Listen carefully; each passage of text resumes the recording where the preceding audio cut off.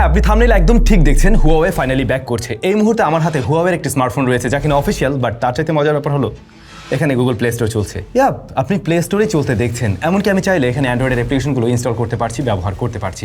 Finally বাংলাদেশে Huawei আসছে এবং অফিসিয়ালি আসছে উইথ অ্যান্ড্রয়েড। আমরা অ্যান্ড্রয়েডের অ্যাপ্লিকেশনগুলো ব্যবহার করতে পারছি। ঘটনাটা কি? কোনো ধরনের বড় কোনো অ্যানাউন্সমেন্ট শুনলাম না, গুগলের তরফ থেকে কিছু শোনা গেল না, বাট হুয়াওয়ের স্মার্টফোনে আমরা অ্যান্ড্রয়েডের অ্যাপ্লিকেশনগুলো ব্যবহার করতে পারছি ঠিকই। আমার কাছে এই মুহূর্তে হুয়াওয়ের দুইটা প্রোডাক্ট রয়েছে। একটা হচ্ছে স্মার্টফোন হুয়াওয়ে নোভা 15 ম্যাক্স, অন্যদিকে রয়েছে আমার হাতে একটি ট্যাব হুয়াওয়ে ম্যাটপ্যাড 11.5। সো শুধুমাত্র এই দুটো জিনিস নিয়ে জার্নি শুরু করছে? ব্যাপারটা মোটেই সেরকম না। হুয়াওয়ের আরও অনেকগুলো ডিভাইসই অফিসিয়ালি আসতে চলছে বাংলাদেশে। আমি এখানে লিস্টটা শেয়ার করে দিলাম। Hello everyone, brand new techniques কেমন হয়, ব্র্যান্ড নিউ ভিডিওতে আপনাদেরকে অনেক অনেক ওয়েলকাম। হুয়াওয়ে ব্যাক করছে বাংলাদেশে, আবার অফিসিয়ালি পাওয়া যাবে। সত্যি এটা আমাদের জন্য বেশ দারুণ একটা সুখবর। মানে স্মার্টফোন মার্কেটে আর একটা নতুন কম্পিটিটর। এবং হুয়াওয়ের ব্যাপারে আপনারা খুব ভালো করে জানেন। হুয়াওয়ে প্রথমে তৈরি করতে কি? প্রথমে তৈরি করতে হচ্ছে গিয়ে নেটওয়ার্কিংয়ের ইকুইপমেন্ট বা নেটওয়ার্কিং সুইচগুলো। তারপরে 2003 সালে স্মার্টফোন তৈরি করা শুরু করে, তবে অন্য নামে অন্য ব্র্যান্ডের জন্য। বাট 2009 সালে তারা তাদের প্রথম অ্যান্ড্রয়েড ডিভাইস নিয়ে আসে এবং এরপরে যে লেভেলের জনপ্রিয়তা পাওয়া শুরু করলো, একটা সময় স্যামসাংকে টপকে নাম্বার 1-এ চলে আসছিল, আপনারা নিশ্চয়ই জানেন। এবং বিশেষ করে তাদের জনপ্রিয়তা ছিল পি সিরিজ অর্থাৎ ফটোগ্রাফির জন্য ম্যাট সিরিজ। এবং ওই সময় লেকের সাথে ওরা কোলাবোরেশন করছিল এবং মোবাইল ফোন ফটোগ্রাফিতে অন্য লেভেলে নিয়ে খেলতেছিল আর কি। তারপরে মাঝে আপনারা জানেন জিএসএম সার্ভিস অফ হয়ে যায় আমেরিকার ব্যানের কারণে, তো অনেক ব্যাপার স্যাপার ছিল। বাট ফাইনালি ওদের কামব্যাক হতে চলছে, এটাই হচ্ছে গিয়ে বিশাল বড় ব্যাপার স্যাপার। এবং ব্যাপারটা একটু ডিফারেন্টভাবে হচ্ছে। কিভাবে ডিফারেন্টভাবে হচ্ছে সে ব্যাপারে তো আমরা অবশ্যই যাবো, বাট আজকের ভিডিওটা আমরা কোনো ইনডেপথ রিভিউতে যাচ্ছি না এই ডিভাইসগুলো নিয়ে। আমরা এই দুটো ডিভাইসের একটা ফার্স্ট ইমপ্রেশন অবশ্যই আপনাদের সাথে তুলে ধরছি, সেই সাথে ঘটনাটা কিভাবে ঘটছে সে বিষয়গুলো আলোচনা করব। আমি শুরুতেই আপনাদেরকে দেখেছিলাম গুগল প্লে স্টোর রান করছে। আসলে গুগল প্লে স্টোর এই যে রান করছে এবং গুগল প্লে স্টোর থেকে আমি আমার প্রয়োজনীয় অ্যাপ্লিকেশনগুলো ইনস্টল করতে পারছি। এখন গুগল প্লে স্টোর আমি এখানে কিভাবে পেলাম?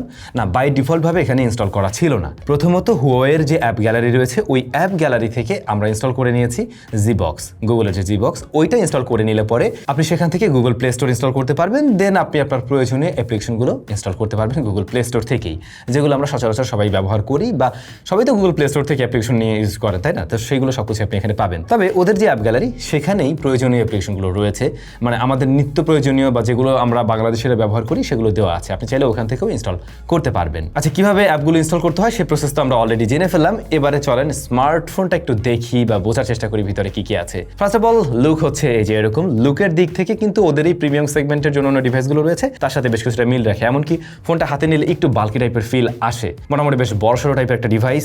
রিয়ারের ক্যামেরা মডিউলটা অনেক বড়, চাইলে এটাকেও মনে হয় একটু কষ্ট করলে এভাবে ধরা যাবে। হ্যাঁ, ধরা যায়, একটু স্লিপারি টাইপের আর কি, বাট এই যে ধরা যায়।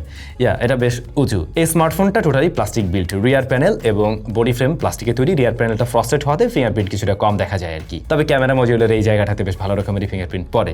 3.5 মিলিমিটার হেডফোন জ্যাক ওরা দেয়নি। ফোনটার যে থিকনেস রয়েছে সেই জায়গা থেকে খুব সহজেই 3.5 মিলিমিটার হেডফোন জ্যাকটা দেওয়া যেত, থাকলে অনেকের হয়তো কাজে লাগতো। তবে যাই বলেন না কেন, ফোনটার ওভারঅল লুক কিন্তু বেশ সুন্দর, দেখতে বেশ সুন্দর লাগছে। ঠিক একই রকম ভাবে আপনাকেও কিন্তু এই মুহূর্তে আরো বেশি সুন্দর লাগবে নতুন নতুন জার্সিতে, যেহেতু বিশ্বকাপ আসতে চলছে। পছন্দের দলের জার্সি নিশ্চয়ই অনেকে কিনবেন। আমাদের টাইজোতে এই মুহূর্তে একদম প্রিমিয়াম কোয়ালিটির জার্সিগুলো অ্যাভেলেবল রয়েছে, প্লেয়ার এডিশন, ফ্যান এডিশন সবকিছুই আছে এবং আপনি 10% ডিসকাউন্টেও কিনতে পারবেন। ভিডিও ডেসক্রিপশনে লিঙ্ক টিঙ্ক সবকিছু মেনশন করা আছে। অলরাইট, ডিজাইনের ব্যাপারটা তো আমরা দেখে ফেলছি, এবার চলে একটু ডিসপ্লেটা দেখি। ডিসপ্লের টিন বেজেল বেশ ন্যারো অ্যান্ড সিমেট্রিক্যাল, দেখতে ভালো লাগতেছে।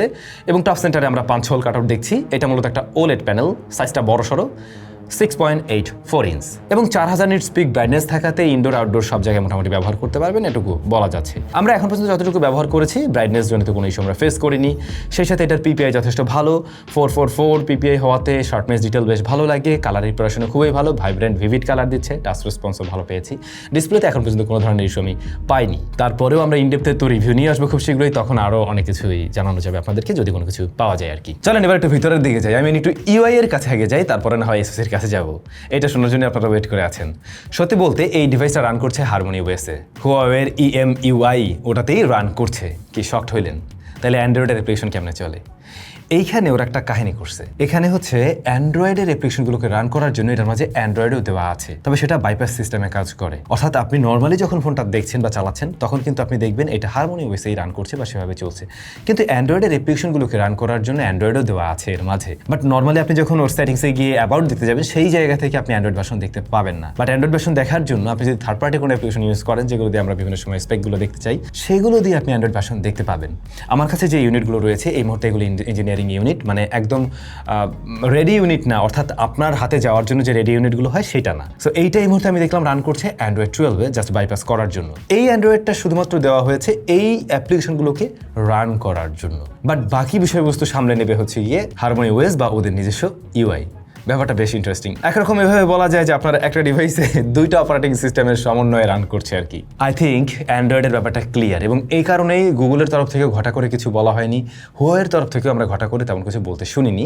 বাট আপনি স্টিল অ্যান্ড্রয়েডের অ্যাপ্লিকেশনগুলো এখানে ব্যবহার করতে পারছেন, একটা অ্যান্ড্রয়েড ডিভাইস যেভাবে ব্যবহার করেন অলমোস্ট সেরকমই ব্যবহার করছেন। তবে এই ফোনটা যেহেতু আমাদের কাছে খুব বেশি দিন নেই, আমরা আরও কিছুদিন ব্যবহার করে যখন ফুল রিভিউটা দিচ্ছি তখন আমরা আসলে এই টোটাল ব্যাপারটা আপনাদেরকে শেয়ার করতে পারবো যে আসলে এভাবে ব্যবহার করতে গিয়ে আমাদেরকে কোনো ধরনের সমস্যা ফেস করতে হয় কিনা। এখন পর্যন্ত আমি একটা ইস্যু ফেস করছি, এই স্মার্টফোনটাতে যখন আমি গুগল প্লে স্টোর ইনস্টল করলাম, ইনস্টল করার পর গুগল প্লে স্টোরে গেলাম, সুন্দরভাবে লগ ইন হলো, সব কিছু রান করছে, বাট প্লে স্টোর থেকে আমি যখন অ্যাপ ইনস্টল দিলাম তখন দেখছিলাম জাস্ট ঘুরছে, সময় নিচ্ছে, ও ইনস্টল হচ্ছিল না। এরপরে ও সময় বের হয়ে যায়, আমি মোটামুটি 3-4 ঘন্টা পরে আবারও ঢুকলাম, ঢুকে যখন ইনস্টল দিলাম তখন আবার সবকিছু ইনস্টল হচ্ছে ঠিকঠাকভাবেই। যাই হোক, এর বাইরে অন্য কিছু পেলে আপনাদের সাথে ডেফিনেটলি আমি শেয়ার করব।